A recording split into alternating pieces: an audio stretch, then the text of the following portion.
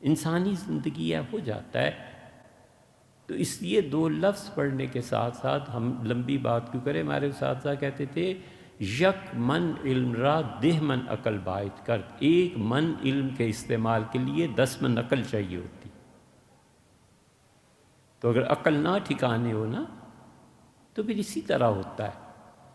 ذرا سی بات کو مذہب کے کارڈ کو استعمال کرنا، مذہب کے نام پہ لوگوں کو ذلیل کرنا، دین کے لمبردار بن جانا. اے یار حوصلہ کرو، ہمت کرو کہ کیا ہو گیا. دیکھو میرے بھیا، ایک ہوتا ہے نکاح، ایک چیز ہوتی ہے طلاق، ایک چیز ہوتی ہے متارکت. شاید آپ نے یہ پہلی مرتبہ لفظ سنا. ایک چیز ہوتی ہے خلا، آپ پڑھتے رہتے ہیں. طلاق کی ڈیٹیلز میں پھر پوچھتے ہیں کہ طلاق 1 ہوئی، 2 ہوئی، 3 ہوئی. اچھا طلاق اشارتاً کنایتاً دی گئی تھی یا طلاق صاف لفظوں میں دی گئی تھی؟ پھر کہتے ہیں اچھا اس کی عدت کتنی گزرے گی، یہ کیا ہوگا، یہ کیا ہوگا. آپ جانتے ہی ہیں، آپ نے پڑھا ہی ہوگا یا سنا ہوگا کہ طلاق میں پھر ڈیٹیلز ہوتی ہیں. بالکل ایک چیز ہوتی ہے نکاح، اور نکاح مرد و عورت کے باہمی تعلق کا نام ہے شرائط کے ساتھ.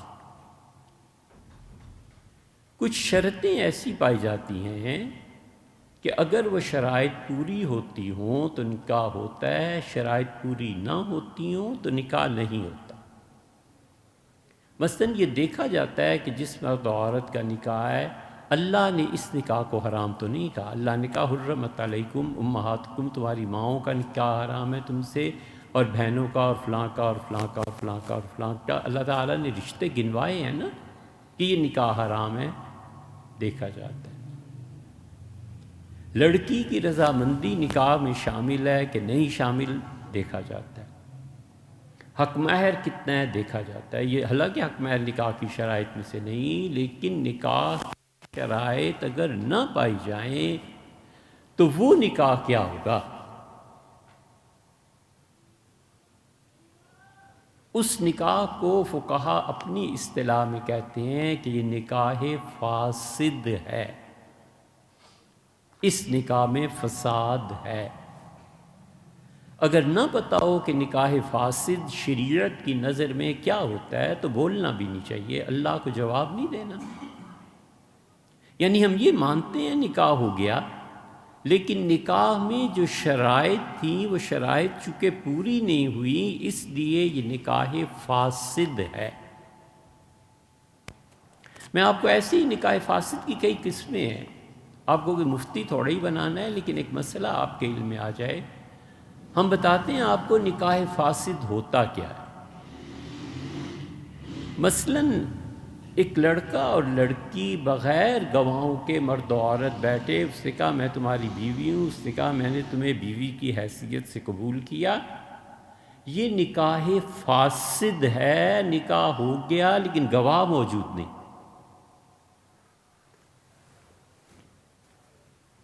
تو نکاح کی شرط نہیں پائی گی نا، 2 گواہ ہونے چاہیے تھے نا، نہیں پائے گئے، نکاح ہو گیا. وہ لڑکی اب عدت گزارے گی نہیں گزارے گی یہ ڈیٹیلز ہیں. یہی دونوں بیٹھ کے 2 گواہوں کی موجودگی میں انہی جملوں کو دہرا دے، نکاح ہو گیا. کیونکہ فساد نکاح کا گواہوں کے نہ ہونے کی وجہ سے تھا. جب فساد ختم ہو گیا تو نکاح ہو گیا. یہ جتنے نکاح فاسد پہ بک بک کرتے رہتے ہیں نا، ان سے پوچھنا نکاح فاسد کی قسمیں کتنی ہیں. حرام ہے جو انہوں نے سنا بھی ہو، ولیعوذ باللہ. نکاح فاسد کی ایک اور قسم ہے کہ ایک آدمی نے نکاح کیا ایک خاتون سے، اور پھر اس نے جا کر اسی خاتون کی دوسری بہن سے نکاح کر لیا، دوسرے شہر میں، گاؤں میں، چھپ کے. اللہ نے کہا وَأَن تَجْمَعُوا بَيْنَ الْأُخْتَيْنِ، اور حرام ہے یہ کہ تم 2 بہنوں کو ایک ہی وقت میں اپنے نکاح میں رکھو. تو دیکھو اس نے خدا کا قانون توڑا نا. اب ایک بہن کو طلاق دے گا، دوسری ٹھیک بیوی. فساد دوسرے نکاح میں یہ آیا کہ اسے دو بہنوں کو جمع کر دیا، قرآن کی خلاف ورزی ہوگی، اس کا نکاح فاسد قرار پائے گا، یا تو پہلی کو طلاق دے اور اس کا گھر بسے اور اس کی عدت پوری ہو۔ پہلی کو طلاق دے دی نا، جو 15 سال سے بیوی تھی، فرض کرو، اب دوسری سے نکاح کر لیا، پہلی کو طلاق دینے کے بعد اس کی عدت گزر جائے، عدت گزرنے کے بعد پھر اس سے نکاح کرے، یہ نکاح درست ہو جائے گا۔ یہ تیسری قسم ہے فاسد نکاح، کہ ابھی ایک کی عدت باقی ہے بیوی کی اور اس نے اس عدت کو پورے ہوئے بغیر اس کی بہن سے نکاح کر لیا، یہ تیسری قسم فاسد نکاح کی۔ فاسد نکاح ایک یہ بھی چوتھی قسم بتا دیتا ہوں، یہ ہوتا ہے کہ عورت عدت میں تھی اور عدت میں اس کا نکاح ہو گیا، یہ نکاح فاسد ہے۔ آگے چلتے ہیں، جس نے پڑھایا اس کا کیا مقام ہے اور جو دلہا تھا اس کا کیا مقام ہے۔ شریعت کہتی ہے ابھی یہ عدت میں ہے، اور عدت کا حکم اتنا سخت ہے کہ اللہ تعالیٰ نے فرمایا کہ حتیٰ یبلغ الکتاب اجلہ، جب تک عدت پوری نہ ہو جائے خبردار نکاح کی بات اشارے کنائے میں بھی نہیں کرنی، نکاح پڑھانا تو بہت دور کی بات ہے۔ اگر نکاح ہوا تو نکاح فاسد ہے۔ عورت کی عدت پوری ہوئی، دوبارہ نکاح ہو گیا، جو اصل وجہ تھی نا عدت کی وہ ختم ہو گئی۔ پانچویں قسم، 4 شادیاں کسی نے کر لی، اس سے چوتھی کو طلاق دی چاروں کو، اور اب کہتا ہے پانچویں کر لوں، تو مرد نے عدت گزارنی ہے بابا۔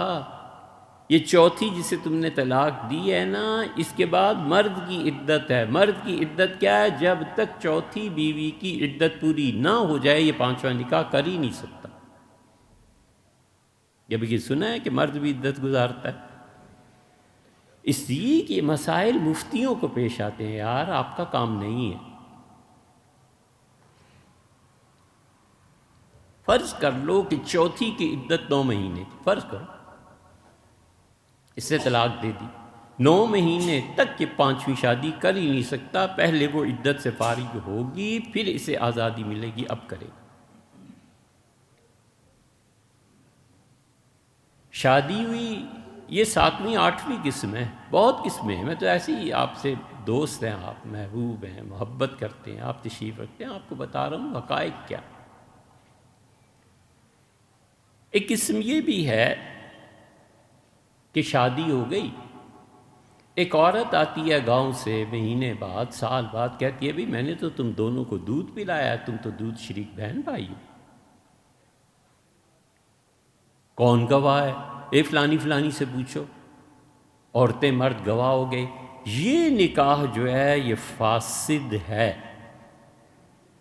یہ نکاح فاسد کی 7-8 مثالیں جو ہم نے آپ کو دی ہیں نا، نکاح ہو گیا لیکن درمیان میں یا تو ایسی چیز آ گئی جو اللہ نے حرام کی تھی تو یہ نکاح باطل ہی ہو گیا، اور اگر اللہ نے کوئی چیز ایسی حرام نہیں کی تھی، کوئی شرط انسانوں کی طرف سے کم ہو گئی، تو یہ نکاح فاسد قرار پائے گا۔ اب نکاح فاسد میں یہ جو نکاح ہوا ہے، یہ نکاح کی حیثیت کیا ہے؟ ایسے فاسد نکاح میں مرد کو 3 طلاقوں کا اختیار باقی رہتا ہے۔ پھر وہ جو الفاظ استعمال کرتا ہے متارکت کے کرتا ہے، اور متارکت کے الفاظ یہ ہیں کہ لڑکا یہ کہتا ہے کہ دیکھو آپ جائیں اور نکاح کر لیں، جو ہی اس نے یہ کہا متارکت ہو گئی، یعنی دونوں الگ الگ ہو گئے۔ لڑکا نکاح فاسد میں یہ کہہ دے، لڑکی نہیں کہہ سکتی، لڑکا نکاح فاسد میں یہ کہہ دے کہ میں نے آپ کو چھوڑ دیا، یہ دونوں متارکت ہیں، طلاق نہیں ہے۔ لڑکے کا طلاق دینے کا حق 3 ابھی باقی ہیں، یہ طلاق نہیں ہے۔ اس متارکت میں کیا ہوگا؟ جب وہ کہہ دیتا ہے تو لڑکی عدت میں فرض کیجئے نکاح ہو گیا نا، وہ کہتا ہے بیوی دوسرا نکاح کر لے، وہ کہتا ہے کہ جاؤ میری طرف سے آزاد نکاح کر لو۔ اس کہنے کا اثر شریعت یہ تسلیم کرتی ہے، وہ کہتا ہے متارکت ہے، تو جو پچھلی عدت گزار رہی تھی وہ عدت پوری کرے اور یہ دوبارہ نکاح کر لے۔ سمجھے؟ پچھلی عدت پوری کرے، نکاح کر۔ اس سے بھی آگے چلیں، یہ متارکت کے الفاظ اس نے کہے نہیں، نکاح فاسد ہو گیا۔ نکاح فاسد میں اگر میاں بیوی کی قربت ہو گئی یا نہیں ہوئی، دونوں کو دیکھنا ہے۔ اگر قربت ہو گئی اور پوری طرح ایک دوسرے سے مل لیے تو اب اس عورت پہ ایک اور عدت واجب ہو جائے گی۔ ایک پہلے شوہر کی عدت چل رہی تھی، ایک اس دوسرے شوہر کی عدت شروع ہو گئی۔ یہاں پہنچ کے نکاح فاسد پہ ہمارے صاحب فتح القدیر ابن حمام رحمۃ اللہ علیہ کہتے ہیں کہ دوسری عدت ہوئی نہیں، نکاح فاسد اور باطل میرے نزدیک تو دونوں ہی ختم ہو گئے، کچھ نہیں رہا، نئے سرے سے نکاح اور سب ہوگا۔ بہت بڑے فقیہ ہیں، اب فتح القدیر پڑھیو تو پتہ چلے کہ ان کے قول پہ مفتی کا فتویٰ دے سکتا ہے، اور مفتی اگر یہ کہہ دے کہ نکاح فاسد ہے باطل نہیں، بڑا فرق پڑ جاتا۔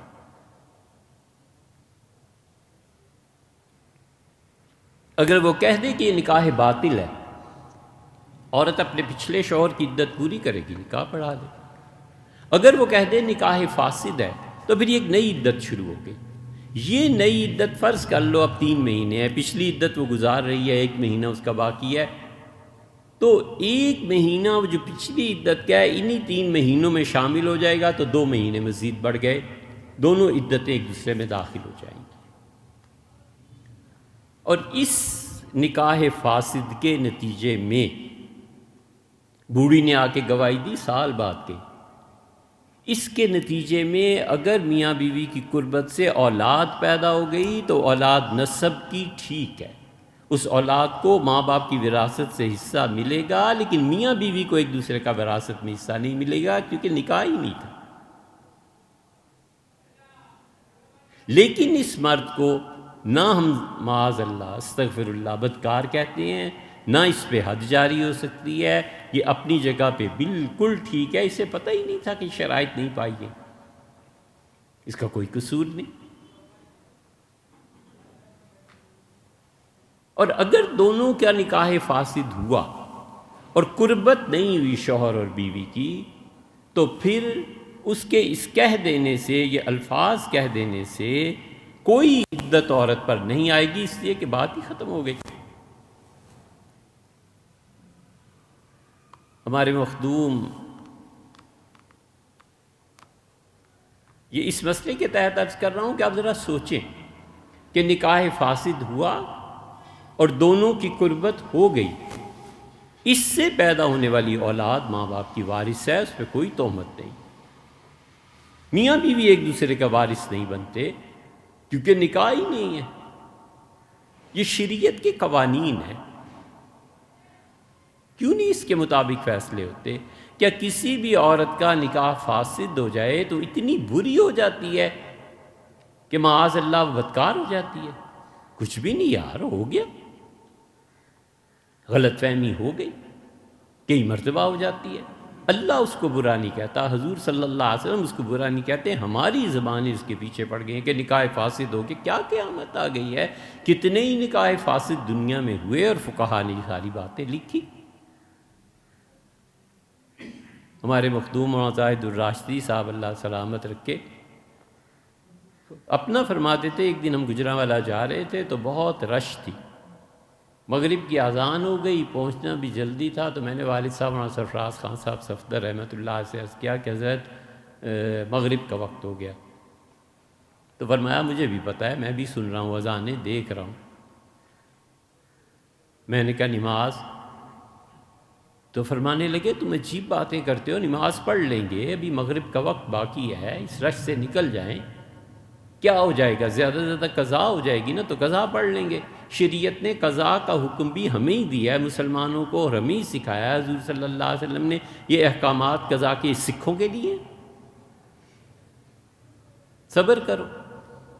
یہ شریعت نے جو نکاح فاسد بتائی ہے مسلمانوں ہی کے لیے بتائی ہے، اسی شریعت یہ کہتی ہے کہ اگر فاسد نکاح ہو جائے اور قربت کے نتیجے میں اولاد پیدا ہو جائے بالکل ٹھیک ہے، کچھ نہیں کہا جا سکتا، اور اگر اولاد بھی نہیں، قربت بھی نہیں، اور عورت کے لیے کوئی عدت بھی نہیں۔ اب رہ گئی آخری بات کہ جو شخص اس نکاح کو پڑھاتا ہے اور جو شخص جس کا نکاح ہو رہا ہے، ان دونوں کی حیثیت کیا ہے؟ اگر تو دلہا کو پتہ ہے کہ اس عورت کے ساتھ میرا نکاح فی الحال جائز نہیں ہے، مثلا اس کی بہن میرے نکاح میں ہے، مثلا یہ کہ ابھی عدت کے دوران ہے، مثلا یہ کہ چوتھی اور پانچویں شادی کا چکر ہے، اب اگر وہ نکاح کرے گا تو وہ نکاح فاسد کہلائے گا اور سخت گناہ گار ہوگا، کیونکہ اس نے اللہ کے حکم کو توڑا ہے۔ اور اگر اس نے یہ سوچ لیا کہ خدا کے حکم کی کیا پرواہ ہے یار، لڑکی ہاتھ آنی چاہیے، یہ مرتد ہو جائے گا اللہ کے حکم کا مذاق اڑانے کی وجہ سے۔ فتاوی رضویہ میں مولانا رضا خان صاحب نے اور فتاوی دارالعلوم دیوبند میں، بحر الرائق میں، فتح القدیر میں، شامی میں، یہ 5 حوالے دے رہا ہوں، ہر ایک نے یہ بات تحریر کی ہے کہ نکاح پڑھانے والے نے کس حیثیت سے نکاح پڑھایا۔ وہ کہتے ہیں اس کی 3 صورتیں ہیں، یا تو اس نے نکاح پڑھایا لوگوں کی گواہی پہ اعتبار کر کے، اس پہ کوئی گناہ نہیں، اس نے لوگوں کا اعتبار کر لیا۔ آپ خود سوچیں، ہم سب اپنی بہنوں بیٹیوں کے نکاح کرتے ہی ہیں نا، تو جا کر یہ پوچھا کرتے ہیں کہ بھئی بیٹی ایام میں تو نہیں، ایسے نہیں، ایسے نہیں، ولیعوذ باللہ۔ یہ بڑی شرم حیا کی باتیں ہوتی ہیں، عورتیں خود ہی ایک دوسرے کو جانتی ہیں، کون پوچھتا ہے؟ ایک ٹکے کا علم نہیں، اور زبانیں اتنی بڑی، انہیں پتہ ہی نہیں ہے کہ نکاح فاسد کی ترتیب کوئی چیز کیا ہوتی ہے۔ جائے نکاح پڑھا دیا، کوئی حرج نہیں۔ دوسری صورت یہ ہے کہ نکاح پڑھانے والے کو پتہ ہو کہ جو میں کرنے لگا ہوں نا نکاح، یہ لڑکی ابھی عدت میں ہے، اور دلہا کو پتہ نہیں ہے، یہ سخت گناہ گار ہے، فاسق و فاجر ہے، اس کے پیچھے نماز بھی نہیں پڑھنی چاہیے، کیونکہ اللہ کے احکامات کا مذاق اڑاتا ہے۔ اور اگر یہ بھی دلہا کی طرح خدا کے حکم کو کوئی سمجھتا ہی نہیں ہے کہ ٹھیک ہے جی ہوا کرے جو بھی ہے، میں نے بس نکاح پڑھانا ہے، اپنی شہرت پیسہ لینا ہے، مرتد ہو جائے گا۔ یہ 3 درجے ہیں، ارتداد لازم آئے گا اس کا، پچھلی پوری زندگی کی نیکیاں برباد کر بیٹھے گا۔ اتنے بڑے سودے کون کرتا ہے؟ ولیعوذ باللہ۔ اس لیے ہمیشہ شریعت کے احکامات کو جاننا چاہیے، اور شریعت کے جتنے بھی احکامات ہیں نا، ان کو سوچ سمجھ کے اختیار کرنا چاہیے۔ حضور اقدس صلی اللہ علیہ وسلم نے کیا خوبصورت بات فرمائی، آپ کا منہ سے ایسا جملہ نکالو، ایسی بات کرو، غنم تم، جس سے تم ثواب پاؤ، فَإِذَا سَكَتَ، اور جب تم کوئی آدمی چپ رہا تو فرمایا أَسْلَمْتُمْ، تو تم سلامت رہے۔ اسی جو بڑے بڑے علماء لفظ استعمال کرتے ہیں نا، پتہ ہونا چاہیے کہ لفظ کا معنی کیا ہے۔ ایک مولوی کہتا ہے نکاح باطل ہے، دوسرا کہتا ہے حضرت یہ نکاح فاسد ہے۔ فاسد اور باطل کا فرق پتہ نہیں، اور چلے ہیں جی نکاح پہ تبصرہ کرنے۔ سبحان اللہ۔ حضرت تھانوی نور اللہ مرکزہ نے ایک چیز لکھی ہے، ویسے اصل لطیفہ اور ہے۔ اصل لطیفہ یہ ہے کہ مشاعرہ ہو رہا تھا، اور کسی نے کہا پہلے شاعر کے آنے پہ کہ الاول بالخیر۔ پرانے مشاعرے عربی فارسی شعراء بھی جانتے تھے، ان کا پہلے شاعر تشریف لائے ہیں بڑی خیر کے ساتھ۔